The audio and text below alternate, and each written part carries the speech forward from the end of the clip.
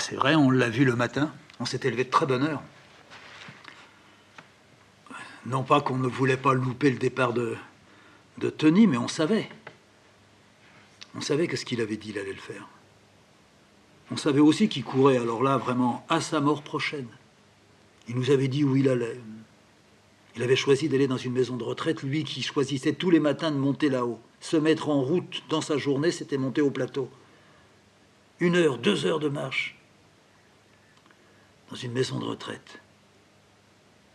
Alors le camion de là est arrivé, le type il a chargé les bidons, puis à ce moment-là, hop, on a vu Tony, un petit baluchon comme un cheminot sur l'épaule. Il est monté dedans, puis il est parti, puis on l'a plus revu. Puis il n'a pas mis longtemps pour mourir. Hein. Là où il était, il marchait un peu moins. Et puis il s'engueulait avec les types. Il leur racontait ses découvertes à lui. Il devait leur dire aussi qu'il cueillait des petites violettes pour Cécile, sûrement. Il dormait plus, alors on lui avait donné des petites pilules pour dormir. Puis en même temps, il fonctionnait plus. Il n'arrivait plus à se débarrasser le ventre, rien. Puis un jour, il s'est trompé.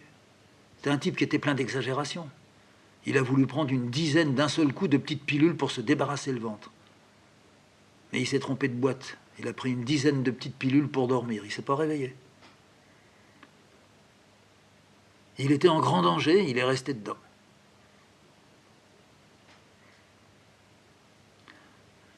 Moi, dans ma petite écurie qui était jolie, hein, faut pas raconter.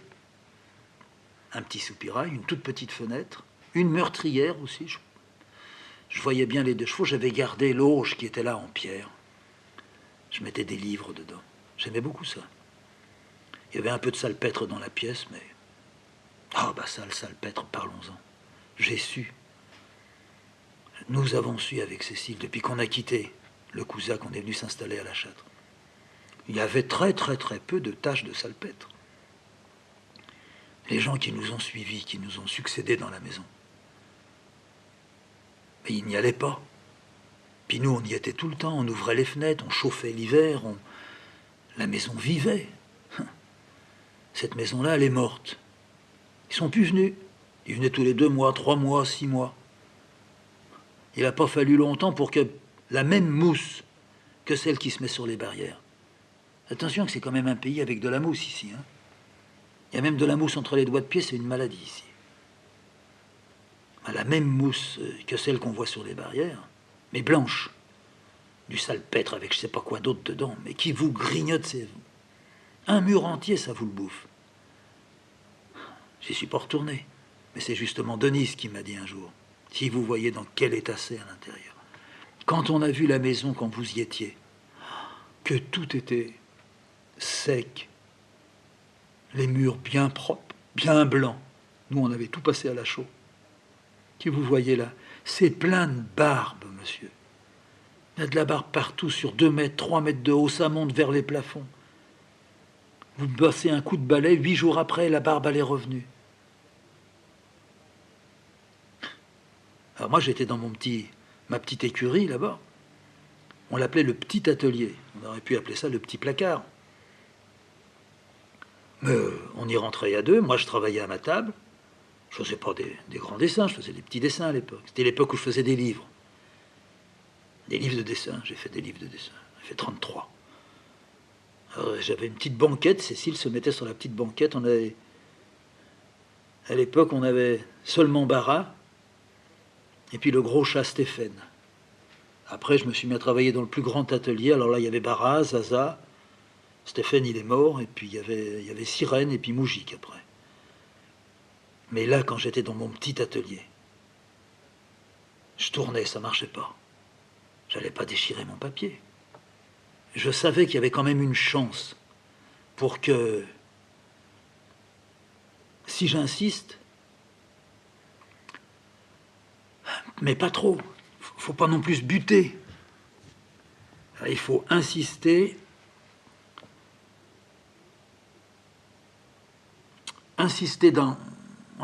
dans la patience je ne suis pas sûr qu'il faut insister en attendant beaucoup. On ne peut vraiment attendre avec un certain espoir de faire tourner la chose que si, je dirais positivement, on n'attend pas, on n'est pas en situation d'attente. C'est-à-dire, l'attente, c'est quand on ne sait pas qu'on attend. Alors là, elle est positive. Hein. Ouais. Là, elle donne. Ah ouais. La connaissance par la méconnaissance. Hein. Je reviens à des conneries comme ça, mais c'est vrai. C'est une grande chose, ça. Donc, persister sans attendre et persister avec beaucoup de patience. Ouais. Je suis sûr que dans le temps, il y a des toubibs qui ont sauvé des gens de cette façon-là. Il faut insister. Il faut insister. Et à force d'insister, si d'un seul coup, le sac vous tombe sur les épaules, vous vous levez, d'abord vous avez peur, vous en avez assez. Vous pouvez tomber dans une exagération telle que moi, ça m'aurait entraîné très loin. Je voyais comme des apparitions, moi, dans la maison. Je regardais, puis je voyais quelque chose ça dépassait l'animation de ce qui était inanimé.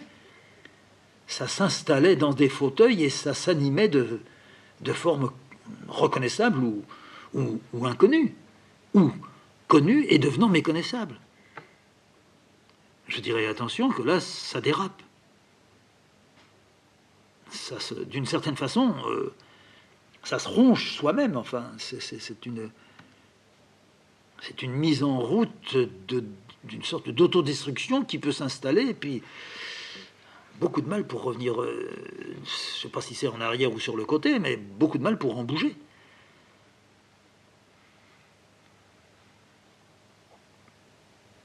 Alors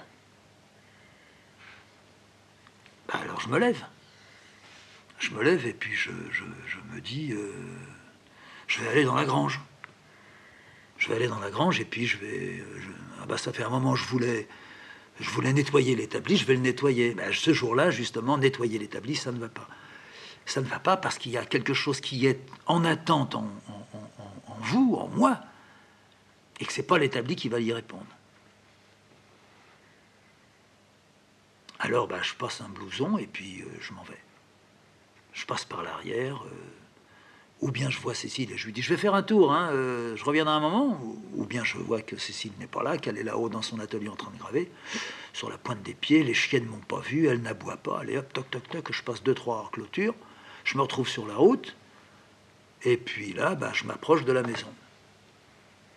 Il est évident que si je m'approche de la maison, c'est parce que je vais voir le vieux. Et c'est là que le vieux va me dire, « Oh, je vous ai entendu, etc. »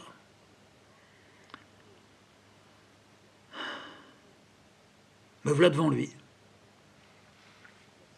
Alors, ça va? Je ne peux pas lui dire ça va pas. Je pourrais même pas lui dire s'il me disait qu'est-ce qui va pas. Je pourrais pas m'exprimer, je pourrais pas.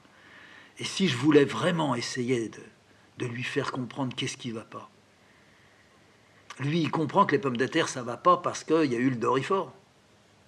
Il nomme. Il peut aussi dire je suis pas content. Il peut dire pourquoi il n'est pas content. Parce qu'il a plu, parce qu'il venait justement de couper son foin, puis il est tout mouillé. Ou bien parce qu'il y a eu l'orage, et puis ça a foutu par terre l'arbre qu'il voulait prendre pour mettre la poutre nouvelle dans le fond de, je sais pas quoi, son appentis. Voilà. Il peut, pour ainsi dire, tout nommer. Dès qu'il ne peut plus nommer, ça je l'ai vu, là ça tourne au danger. Parce que s'il ne peut pas nommer, c'est qu'il y a danger. Il est dedans. Alors moi je pourrais nommer, je pourrais lui dire mon dessin ça va pas. Mais mon dessin, il n'a jamais vu un dessin de sa vie. Il n'a aucune vision n'est possible pour lui. Ça veut rien dire. Même le mot dessin, il l'a jamais lu ni écrit de sa vie.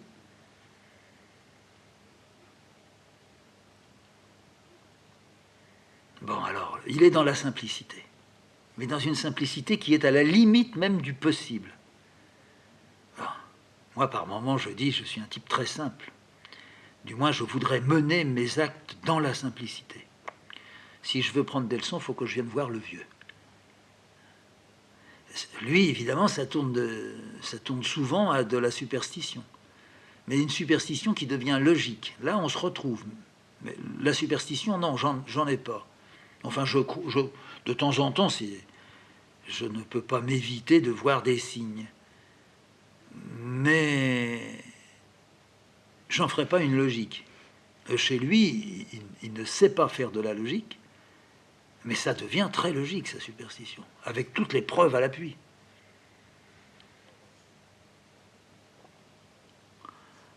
Elle me dit, vous rentrez? Oh, je dis non, je ne veux pas rentrer à la maison. Non, on ne va pas aller à la maison. Vous rentrez dans l'atelier, là? Alors lui, il a aussi son atelier. C'est là qu'il fait tout. Son fils, il fait les champs, là, il sort plus. Bah, d'abord parce qu'il voit pas clair. Puis il est vieux. Alors il répare les sacs, il recoue les sacs déchirés.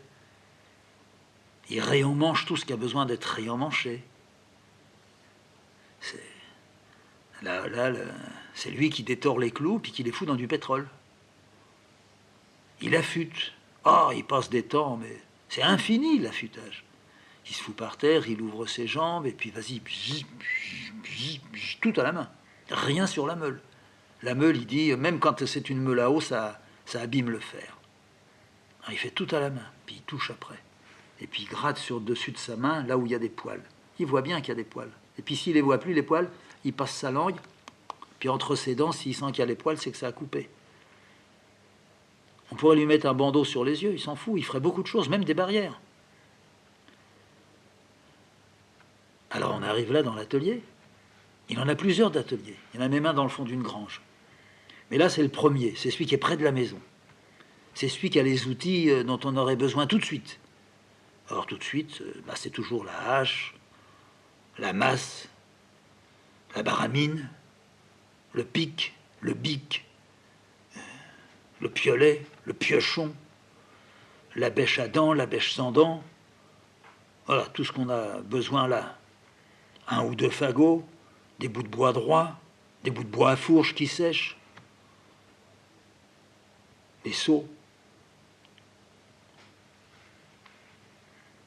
Ah, il me fait signe. On rentre dans l'atelier. Tire la porte. On y est tous les deux. La porte, elle est vitrée. On voit pas mal dedans. Alors, c'est lui qui me demande. Ben, je dis, ben voilà. Je sais pas quoi dire. Une petite seconde, je vois la feuille sur ma table là-bas. Ouf, j'ai été con de sortir. Si j'étais resté, c'est peut-être maintenant que ça tournerait. Alors les nouvelles? Oh, je lui dis les nouvelles. Il n'y a pas beaucoup de nouvelles, vous savez. Dans le monde, c'est vaste, hein. Ah, vous avez raison. Moi, je peux plus lire, alors je suis tranquille maintenant. Oui, mais vous écoutez un peu les nouvelles à la radio. Oh, je me bouche les oreilles. Non. Non, là, je me suis dit... il va falloir que je refasse la barrière qui est au bord de la route, là-haut, vous savez, au poteau, là.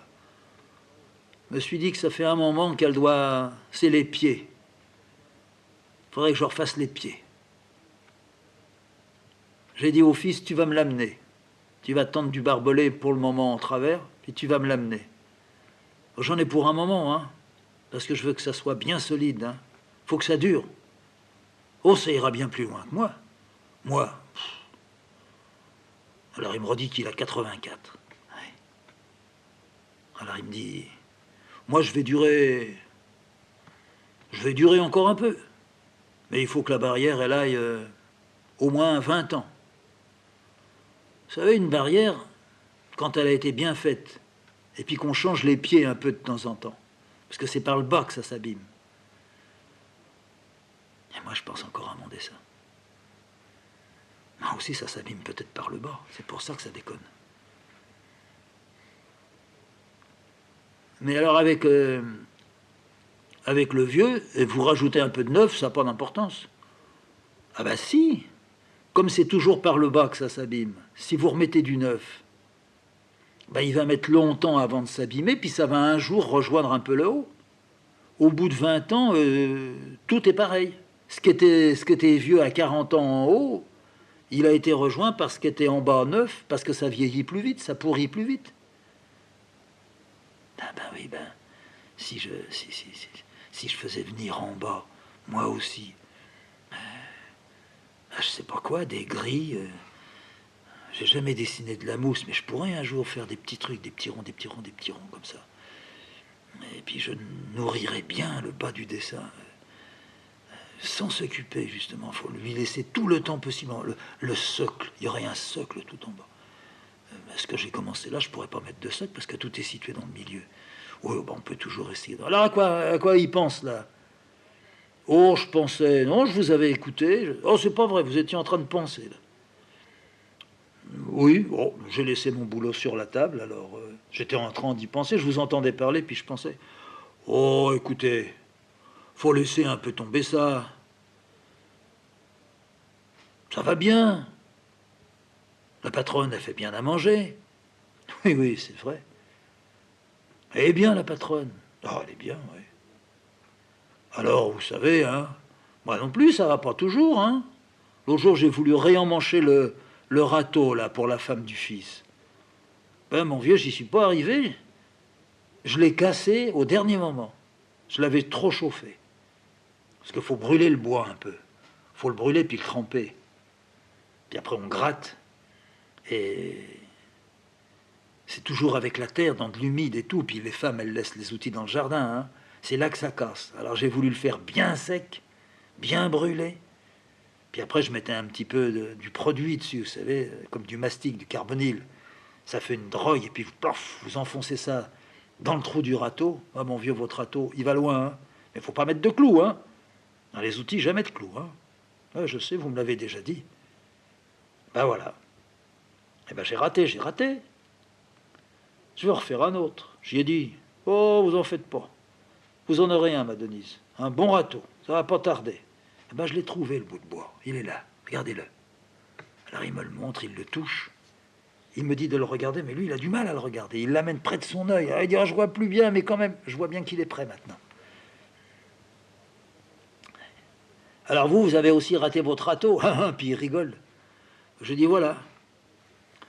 Je sens que je deviens muet parce que je sais vraiment pas quoi lui dire. Comment est-ce que je peux parler, moi, à un autre? Est-ce que je peux dire au vieux... Qu'est-ce que je peux lui dire? Que je suis en délicatesse avec mon dessin? Mais s'il insiste, s'il veut vraiment savoir... Seulement, voilà, un paysan, ça n'insiste pas. Un paysan, ça respecte les choses.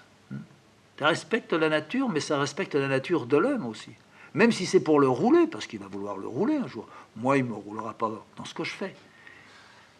Il va me rouler en me livrant du bois où il n'y a pas beaucoup de chênes et il y a beaucoup de châtaigniers et puis beaucoup de ronces. Là, il va me rouler. Mais en même temps, il sait que je ne vais pas gueuler. Il sait que je ne peux pas me fâcher pour ça. Et puis il l'a fait une fois, il ne le fera pas deux. Mais une fois, il l'a fait. Alors, il a grappillé un petit peu. Il a gagné 10 balles de plus. Ce qu'il y a, c'est qu'il n'en sera jamais gêné, parce que ça fait partie du jeu, ça fait partie de la branche qui casse. Il ne faut pas être assis dessus, c'est tout. Eh ben moi, je ne suis pas assis. Alors ça va. Seulement là, continuer à parler avec lui, je ne peux pas. J'ai dit, écoutez,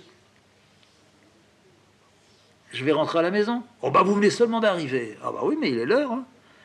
Comme vous dites, la femme, elle prépare la soupe, hein.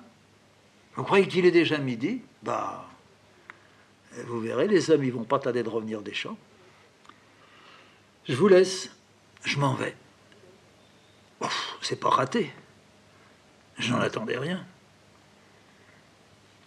Sur le retour, je me demande si dans le fond, je suis pas un type sauvage. Bon, j'arrête là-dessus. Je me dis, c'est pas la peine de se faire comme des idées, mais c'est vrai, je suis plus rugueux que le vieux. Bon, lui, qu'est-ce qu'il aurait pu lui arriver qui le mette en difficulté? Dans le fond, il n'y a pas tellement de difficultés pour un paysan. C'est-à-dire c'est des problèmes de temps, à la fois de temps de climat, d'atmosphérique, mais de temps aussi de durée. Mais c'est tout. S'il ne fait pas une fausse manœuvre, il n'entraînera la mort et la blessure de personne. S'il ne s'y prend pas mal la nuit, il ira au moment où la vache s'apprête à veler pour être au bon moment et sortir le veau. Il a la réponse à beaucoup de questions. C'est l'avantage qu'il a sur moi. Je ne peux pas souvent répondre, tellement les problèmes sont différents. Après tout, il n'y a peut-être pas de problème. Il a bien dit, oh, faut laisser. Et il avait ajouté, qu'est-ce qui va pas? J'ai dit rien. Comme ça, c'est comme vous. C'est là qu'il a parlé du râteau. J'aurais pu lui dire, j'ai essayé moi aussi d'emmancher un râteau, puis j'y suis pas arrivé. Alors il m'aurait dit, ramenez-le. J'aurais dit, non, mais c'est pas la même chose, c'est un râteau en papier. Alors, non, je peux pas lui dire ça. Une autre fois, ben, il est encore au même endroit. Là, il était en train d'affûter pour la 20e fois sa lame, la grande lame de faux. Alors je me suis avancé vers lui. Mais je me disais en même temps, de toute façon, je ne peux pas lui parler. Mais c'est lui qui me demande, alors, ça va mieux? Il me surprend. Ça va mieux, je me dis, qu'est-ce que... Pourquoi il se rappelle que l'autre jour, je lui avais dit, mais je lui avais rien dit. J'étais muet, c'est lui qui m'avait dit, laissez tout de côté. Ça va. Je lui réponds, ça va. Alors, vous avez trouvé? Je le regarde, je lui dis, qu'est-ce que vous voulez que je trouve? Bah, l'autre jour, vous cherchiez quelque chose, là. Vous vouliez vous répondre, hein? Ah, mon vieux, moi, pour le râteau, ça y est, je l'ai fait. Je vais vous le montrer. Elle est contente, là, Denise. Là, il trempe un peu dans l'humide. Regardez-le, il me le sort d'un seau. Ah, il était bien emmanché. Le bout était bien rond, là où on le prend pour aller très loin sur la terre. Il m'a dit, ça ne fera pas mal à la main. Ouais. Puis regardez, il n'y a pas un nœud, il n'y a rien. C'est lisse, on dirait du verre. Je passe ma main. Hein. Ben, je dis, vous avez trouvé la solution? Oh, moi, je ne cherche pas ça. C'est vous qui cherchez. Je lui dis, c'est oui et c'est non.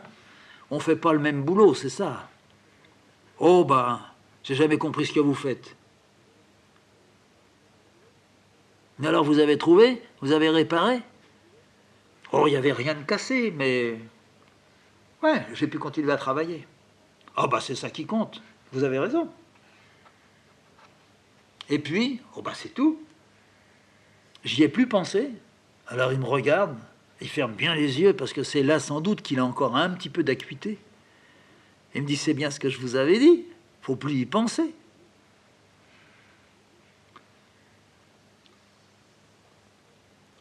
Cette distance envers tout ce qui se présente à l'homme comme ça, qui est quelque chose que j'aimerais avoir aussi. Seulement si je l'avais, sûrement que je ne pourrais pas faire ce que je fais. Mais ce calme en tout, une sorte de fausse nonchalance qui donne à chaque paysan ce rythme à la fois long et lent. Sûrement que ça ne répond pas à mes questions. Sûrement, et je m'aperçois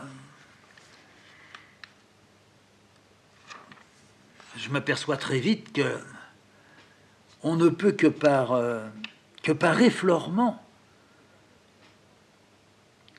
avoir un échange en se demandant à chaque fois qu'on parle, mais qu'est-ce qu'il a voulu dire? Et lui, de l'autre côté, je suis sûr que c'est pareil. Mais si on perdait un peu de temps, on arriverait l'un et l'autre à se dire « Oh, c'est rien. En fin de compte, il n'y a pas de problème. Aussi bien lui que moi. » Une autre fois, j'allais encore traîner mes bottes dans la cour. J'y allais souvent, jusqu'à ce qu'on parte. Je crois que j'y allais, non pas tous les jours, mais pas loin. Et puis lui, il attendait ça. Alors lui, il avait plus 84, il a eu 88, 89. Et était toujours là. Il y avait son fils. Il me disait, ah, mon vieux père, il l'appelait mon vieux père. Mon vieux père, qu'est-ce qu'il attend midi quand vous allez passer? c'était, sans qu'il s'en rende compte, un peu une demande qu'il me formulait. Surtout, n'oubliez pas de vous arrêter une seconde avec lui. Un jour, il m'a même dit, sa journée est remplie quand vous vous êtes arrêté. Moi, je pourrais dire aussi que d'une certaine manière, ma journée avait reçu quelque chose qu'elle n'aurait pas eu s'il n'y avait pas eu ça. Voilà. Oui. Alors j'allais traîner mes bottes là-bas. Et ça commençait toujours par les banalités d'usage. Le temps, ouais, non.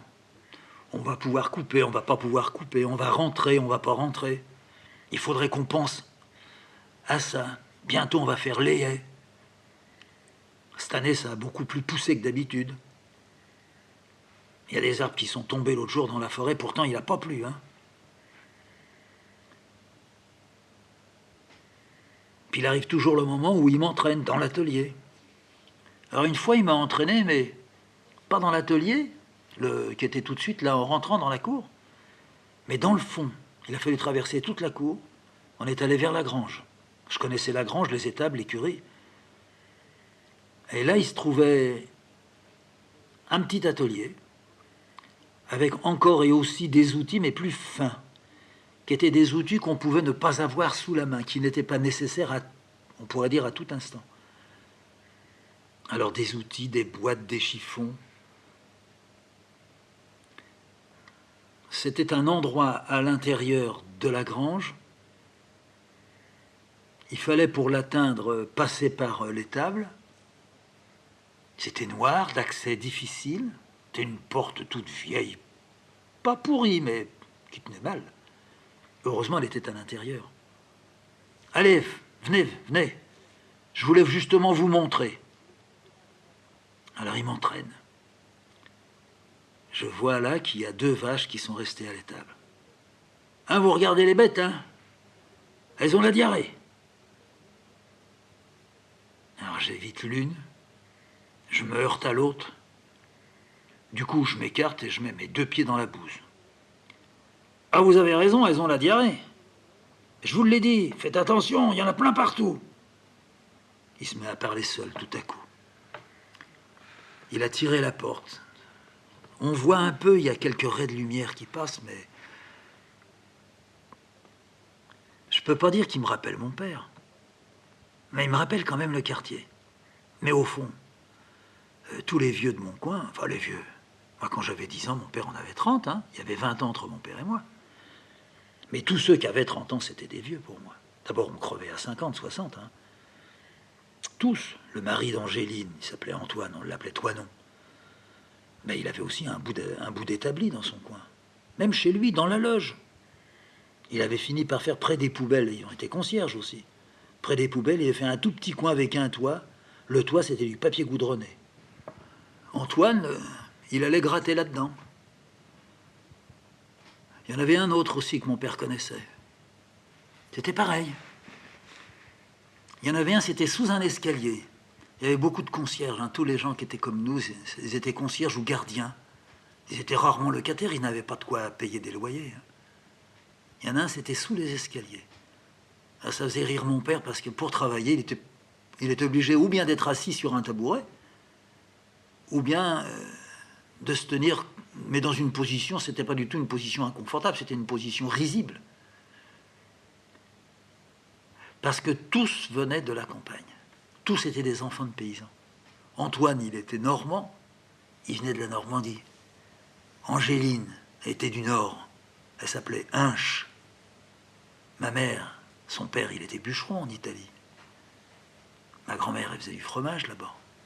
C'est après qu'ils sont devenus repasseuses, laveuses dans les lavoirs et tout ça. Mon père, il a été élevé là-haut, dans le Nord. Il était à la terre. Il était avec les chevaux, il y avait beaucoup de chevaux. Il soignait des chevaux, même en étant tout petit. Il donnait à manger, il nettoyait le crottin, il ramassait le crottin. Il aidait aussi à aller dans les bois. Puis celui qui travaillait là, en dessous l'escalier, mais en étant assis sur un tabouret, c'est pareil, c'était un Auvergnat. Et puis, on pourrait les nommer presque tous ceux qui venaient à la maison. Du côté de ma mère, tous les Italiens, qui étaient venus travailler en France, ils étaient tous devenus maçons parce qu'ils ne savaient rien faire. Ils étaient paysans. Ils se louaient comme bûcherons, et puis ils se louaient aussi pour faire les moissons, la batteuse.